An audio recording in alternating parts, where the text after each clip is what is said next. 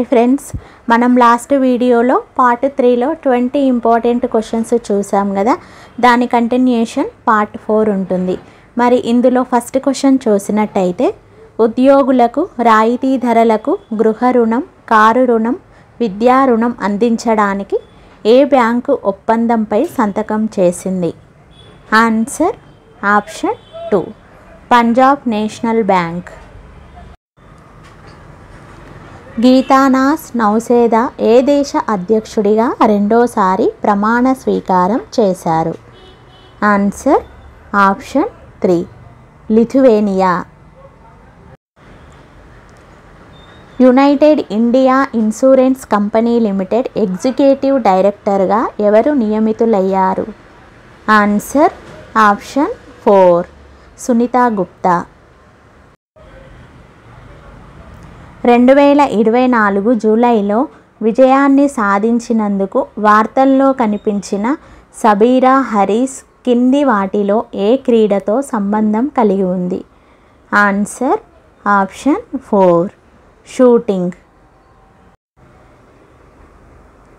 మొదటి దశలో 5,000 మంది యువతకు ఉద్యోగాలు కల్పించడమే లక్ష్యంగా పెట్టుకున్న ఐటీ సక్షం యువ స్కీమ్ 2024ను ఏ రాష్ట్ర ప్రభుత్వం ప్రారంభించింది? Answer option 3 Haryana. ఇటీవల అంతర్జాతీయ టెస్టు క్రికెట్కి రిటైర్మెంట్ ప్రకటించిన జేమ్స్ ఏ దేశ క్రికెటర్? Answer option 2 England. 2024 జూలైలో Jio financial services non banking financial company నుంచి ఏ సంస్థగా మార్చడానికి రిజర్వ్ బ్యాంక్ ఆఫ్ ఇండియా నుంచి అనుమతి పొందింది? Answer option 3 core investment company. వినియోగదారుల ధరల సూచిక సిపిఐ ప్రకారం జూన్ 2024లో రిటైల్ ద్రవ్యోల్బణం ఎంత శాతం నమోదైంది? Answer option 4 5.08%. ఇటీవల మృతి చెందిన అపర్ణ ఏ వృత్తికి సంబంధించింది? ఆన్సర్ ఆప్షన్ 3 నటి. 2024 జూలైలో క్వాంట్ మ్యూచువల్ ఫండ్ సిఎఫ్ఓగా ఎవరు నియమితులయ్యారు? Answer option 2 Shashi Kataria. క్రింది సవరణలు పరిశీలించండి. ఆన్సర్ ఆప్షన్ 3 బి మరియు సి. ఒక్కసారి ఇవి చూసినట్టయితే బి వచ్చేసి గ్రామీణ ప్రాంతాలలో కూడా కంప్యూటర్ విద్యను ఇవ్వడానికి సర్వశిక్ష అభియాన్ ఆపేక్షిస్తుంది. ఇక్కడ గ్రామీణ ప్రాంతాలలో కంప్యూటర్ విద్యను ఇవ్వడానికి సర్వశిక్ష అభియాన్ ఆపేక్షిస్తుంది అని ఇవ్వడం జరిగింది. ఇది కరెక్ట్ సెంటెన్స్, ఓకేనా. తర్వాత సి 42వ రాజ్యాంగ సవరణ చట్టం 1976లో విద్యను ఉమ్మడి జాబితాలో చేర్చడం జరిగింది. ఇది కూడా కరెక్ట్ సెంటెన్స్, ఓకేనా.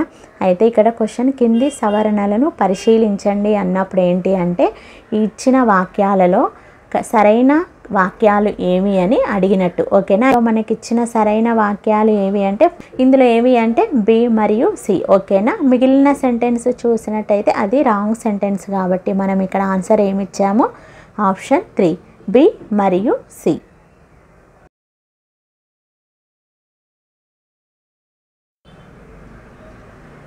కింది సామ్రాజ్యాలలో ఎవరు అత్యధిక సంఖ్యలో సీసంతో తయారు చేసిన నాణేలను విడుదల చేశారు?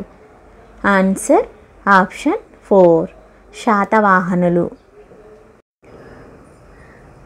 పైశాచి ప్రాకృతంలో గుణాఢ్యుడు రాసిన బృహత్ కథను సంస్కృతంలోకి అనువాదం చేసింది ఎవరు?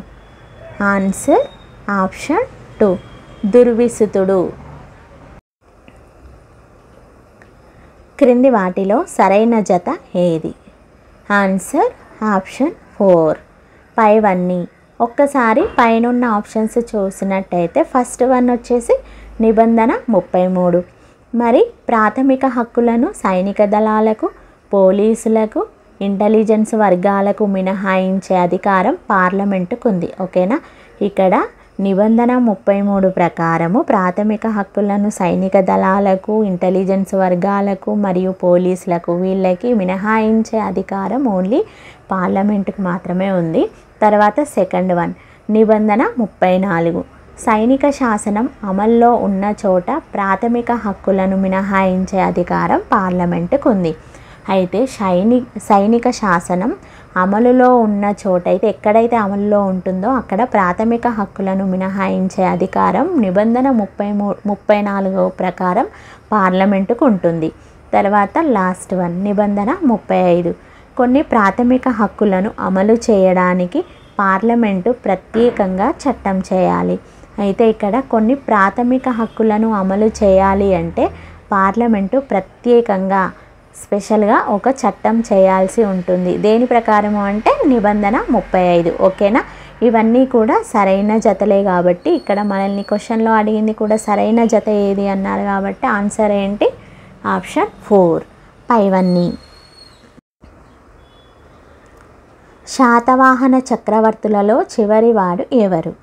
ఆన్సర్ ఆప్షన్ 2 మూడవ పులోమావి. అయితే శాతవాహన చక్రవర్తుల్లో చివరి వ్యక్తి ఎవరు అంటే ఇక్కడ మూడవ పులోమావి. So answer option 2.